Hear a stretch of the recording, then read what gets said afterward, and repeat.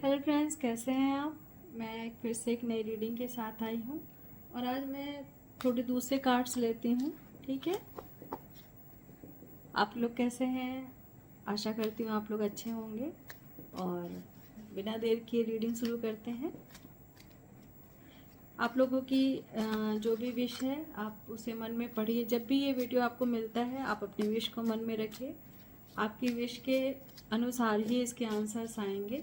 ठीक है, जिसके लाइफ में जो चीज़ चल रही है आप उसे मैनिफेस्ट कीजिए। अपनी विश को हमेशा बिल्कुल विश्वास के साथ मन में रखिए, बिना डाउट के। और उसे कहते हैं कि अगर 21 दिन तक आप कोई चीज़ लगातार करते हैं तो वो चीज़ बदल जाती है। फिर चाहे नेचर हो, कोई आदत हो, या कोई किसी भी तरीके की, खाने की, व्यवहार की, बोलने चालने की, लिखने पढ़ने की कोई भी चीज़ है तो।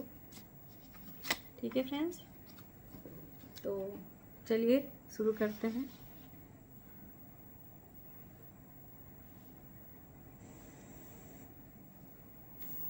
पहला कार्ड लेते हैं।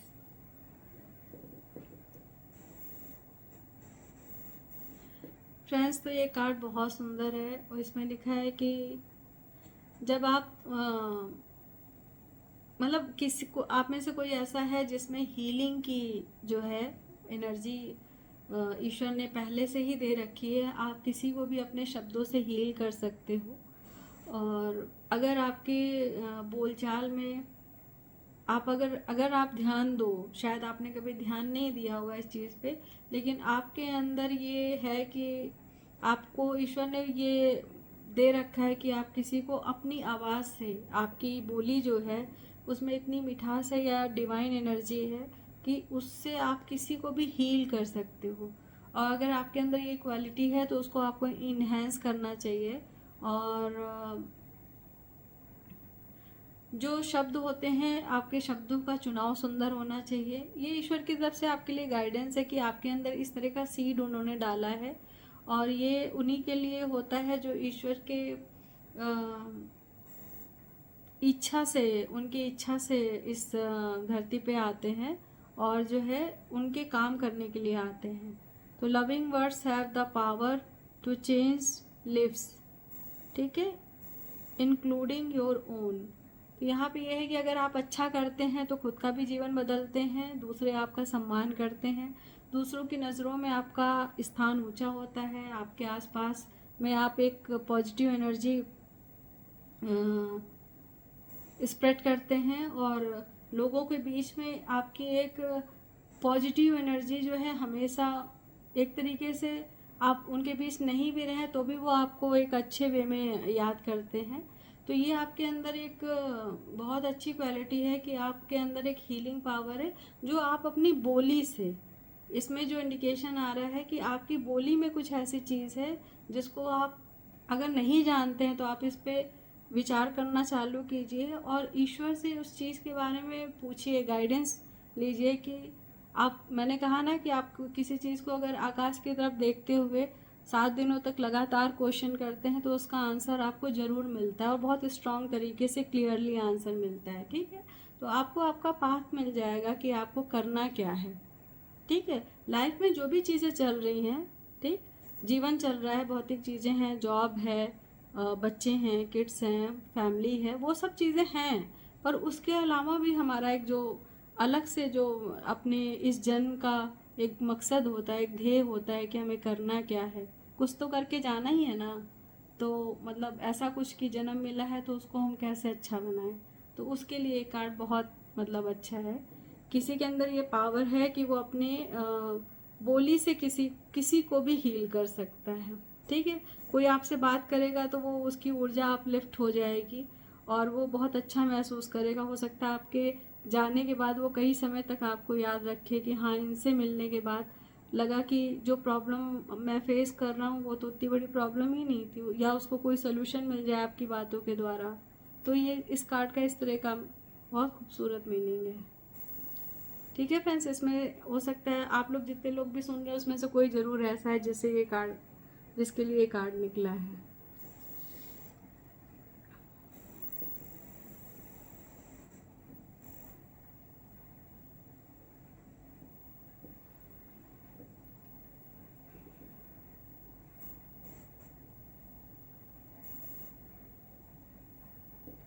फ्रेंड्स, इस कार्ड का मतलब ये है कि ईश्वर ने आपको, मतलब ईश्वर हर इंसान के अंदर एक इस तरह की पवित्र ऊर्जा डाल के रखता है, जो उस ऊर्जा का हम लोग इस्तेमाल ही नहीं करते हैं। जो हमारा मतलब इतना ज़्यादा नेगेटिव एनर्जी स्प्रेड रहती है हमारे चारों तरफ, इतना ज़्यादा प्रपंच रहता है कि हम अपनी ओन जो एनर्जी है, जो एक होता है कि ईश्वर ने आपको जन्म किसी अच्छे मकसद के लिए दिया है, अच्छी चीज़ के लिए दिया है, ठीक है, और वो हम करते ही नहीं है। ठीक है, बस सबसे ज़्यादा स्ट्रांग चीज़ जो आजकल मैं देख रही हूँ, लोगों की जलन।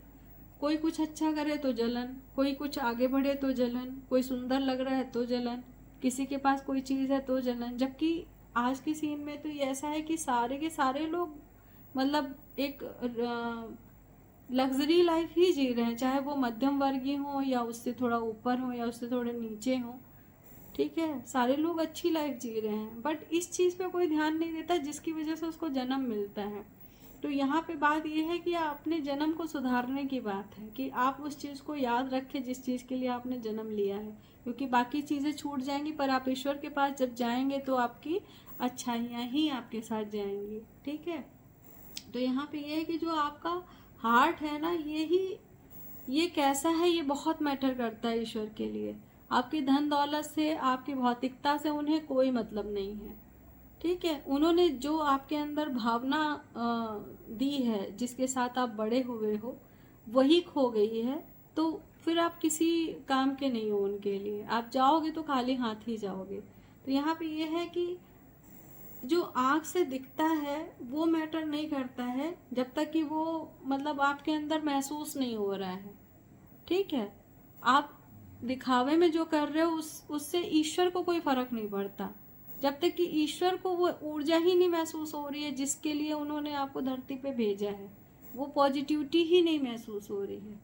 तो आप सोशली चाहे जितना आप एक अपने आप को मेंटेन करके दिखाने की कोशिश करो, उससे उन्हें कोई फ़र्क नहीं पड़ता। तो बेसिकली यहाँ पे ये है कि ये जो 2 कार्ड है, ये है कि उन्होंने एक अच्छे कार्य के लिए आपको इस धरती पे भेजा है और आपको उसे ही करना है, उसे भूलना नहीं है। वरना फिर वो जो जन्म का चक्र होता है ना, आप फिर मृत्यु के उस पे जाओगे, फिर जन्म लोगे, फिर आपको वो चीज़, कार्मिक चीज़ पूरी करनी पड़ेगी, क्योंकि जो ईश्वर ने दिया ही नहीं है वो आप ले भी नहीं जा सकते हो। जो ईश्वर ने दिया है आप सिर्फ उसी के साथ ही जाओगे उनके पास। ठीक है फ्रेंड्स, तो ये दोनों कार्ड्स का जो मीनिंग है वो यही है जो कि मैंने आपको बताया। इसके साथ मैं थोड़ी सी डिवाइन मैसेज लेती हूँ फ्रेंड्स, देखती हूँ क्या निकलता है आपके लिए।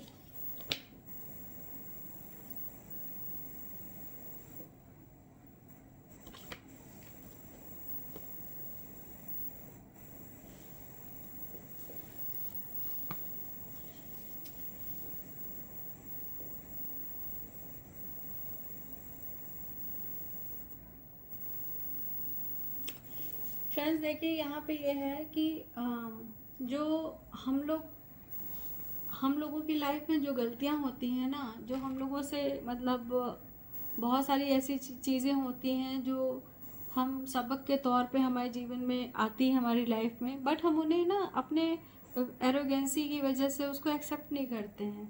तो यहाँ पे मैसेज ये है कि अगर आपसे कुछ गलती होती है तो आप उसे एक्सेप्ट करो, क्योंकि जब तक आप उसे एक्सेप्ट नहीं करोगे आप उससे मूव ऑन नहीं हो सकते। वो कहीं ना कहीं आपके अंदर एनर्जी के रूप में घूमता रह सबसे बड़ी बात है कि कोई भी चीज़ हो रही है आप उस पर टिको मत। अगर गुस्सा है तो टिको मत, उसको डाइल्यूट करो। ठीक है, कोई भी चीज़ जब हम स्टक हो जाते हैं ना तो फिर वो कर्म में बंधने लगता है, क्योंकि हम जिसकी वजह से स्टक हो रहे होते हैं हम 24 घंटे फिर उसके बारे में सोचते रहते हैं। तो उस एनर्जी को हमें रोकना नहीं है, उसे डाइल्यूट करना है। ठीक है, अब यहाँ पे कोई पर्सनल इसको नहीं लेगा कि मेरी लाइफ में ऐसा है तो मैं इसे कैसे, वो एक अलग चीज़ हो जाती है। यहाँ पे मैं उन चीज़ों की बात कर रही हूँ जो हमारे सोल पर्पस की चीज़ होती है। यहाँ मैं भौतिकता की बात नहीं कर रही हूँ। ठीक है, तो यहाँ पे ये कि हमारा सोल पर्पस क्या है, हम यहाँ पे कुछ सीखने के लिए आए हैं और हम लोग भौतिक चीज़ों में इतना उलझे रहते हैं कि जो हमारा सोल पर्पस है वो तो हमें याद ही नहीं रहता है। ठीक है, तो यहाँ पे ये है कि अगर कुछ गलती होती है तो आप उसे एक्सेप्ट करो, दूसरे के सामने नहीं कर सकते, कम से कम अपने अंदर करो। जैसे ही आप उसे एक्सेप्ट करोगे तब आपको वो चीज़ दिखाई देगी जो सुकून महसूस होगा। ठीक है, वो सुकून ही ईश्वर है। जो ईश्वर की ऊर्जा है ना, वो जो हम जब मृत्यु होती है तो वो ऊर्जा जो निकलती है वही ईश्वर की ऊर्जा है और वही ईश्वर है। ठीक है, जिसकी वजह से हम जीवित रहते हैं और जिसे हम प्राण वायु कहते हैं। ठीक है, जब आप ध्यान में कोई जो लोग भी साधना करते हैं वो जब बैठते होंगे तो कभी कभी ज़्यादा गहरे ध्यान में जाओ तो शरीर थोड़ा घूमने सा लगता है ना, तो वो हमारी प्राण वायु होती है जिसको हमें कंट्रोल करना होता है। धीमे धीमे जब हम ध्यान में आगे बढ़ते हैं तो शरीर हमारा स्थिर होने लगता है। ठीक है, तो फिर वो जो उद्वेलित होती है प्राण वायु वो धीमे धीमे सेटल होने लगती है। जब वो सेटल होने लगती है तब हमारा ध्यान जो बहुत सारे विचारों से भरता है वो विचार शून्य हो जाता है। ठीक है फ्रेंड्स, तो यहाँ पे ईश्वर का कहना, यहाँ पे जो गाइडेंस आया है उसमें यही है कि आप अपनी गलतियों से बहुत कुछ सीखते हो। गलतियाँ होती ही इसीलिए हैं कि आप दोबारा उस चीज़ को मत करो। ठीक है, तो ये हमारे यूनिवर्स जो है हमें बहुत सारी चीज़ें सिखाते इसलिए हैं कि हम उन चीज़ों से कुछ सीखें तो वो नई चीज़ें हमें अचीव करा सकें। अपनी लाइफ में हम एक बेटर वे में चीज़ों को ग्रो कर सकें, हम अपने थॉट्स को, अपने इमोशंस को, अपने राइटिंग स्किल को, कम्युनिकेशन को। ठीक है, वो सारी चीज़ें जो एक बिहेवियर पार्ट पे आपको सुंदर बनाती हैं और एक अपलिफ्ट सिचुएशन में डालती हैं। ठीक है फ्रेंड्स, तो ये जो रीडिंग मैंने निकाली थी ये बेसिकली मैं नॉर्मल रीडिंग से अलग निकालना चाह रही थी, तो उस हिसाब से ये गाइडेंस पूरी एक सोल पर्पस के लिए है। ठीक है, जिसको हम लोग रूटीन की लाइफ में उतना ध्यान नहीं दे पाते हैं, तो हमें इन सारी चीज़ों के साथ ही ईश्वर को जवाब देना पड़ता है, आंसर करना पड़ता है उनको। ठीक है, तो आप लोग इस चीज़ का ध्यान रखिएगा और थोड़ा सा अपने विचारों को, अपने सोच विचार को थोड़ा पॉजिटिव कीजिए, थोड़ा ईश्वर के लिए समय निकालिए। हम जो रूटीन की पूजा करते हैं वो एक अलग चीज़ है, वो हमारे अंदर सुधार नहीं करती है, वो बस एक सीखा हुआ व्यवहार होता है कि हमें पूजा करना है, दिया जलाना है, शाम को दिया जलाना है। और उसके बाद क्या होता है, जैसे हम पूजा से हटते हैं हमारा दिमाग फिर से किसने क्या किया, उसने क्या कहा, ठीक है, तुमने क्यों ये ऐसा कहा, उसने क्यों ऐसा कहा, उसमें हम उलझ जाते हैं। यहाँ बेसिकली ये है कि जब भी आप पूजा में हो, ध्यान में हो, साधना में हो, तो आपका दिमाग अंदर से ये कहना चाहिए कि नहीं, हमें इस चीज़ में उलझना नहीं है। अगर कोई कुछ कह रहा है तो हम उससे कैसे ओवरकम हो सकते हैं, हमको उस चीज़ में स्टक नहीं होना है। ठीक है, हमको रुकना नहीं है उस चीज़ में, किसी भी तरीके के इमोशन में हमें स्टक नहीं रहना है। कोई चीज़ गलत हो रही है उसे स्वीकार करो, आगे बढ़ो। सामने वाला क्या कर रहा है उससे मतलब नहीं है, क्योंकि उस पर आपका बस नहीं है, पर अपनी चीज़ों को आप अगर कंट्रोल कर सकते हैं तो उसे कंट्रोल करना सीखिए। ठीक है फ्रेंड्स, तो रीडिंग मैं कंक्लूड करती हूँ। फ्रेंड्स, मेरी रीडिंग सुनने के लिए बहुत बहुत आभार, मेरे चैनल तक आने के लिए बहुत बहुत आभार। हो सके तो मेरे चैनल को सब्सक्राइब कीजिएगा। Thank you so much. फिर मिलते हैं एक नई रीडिंग में। Best of luck.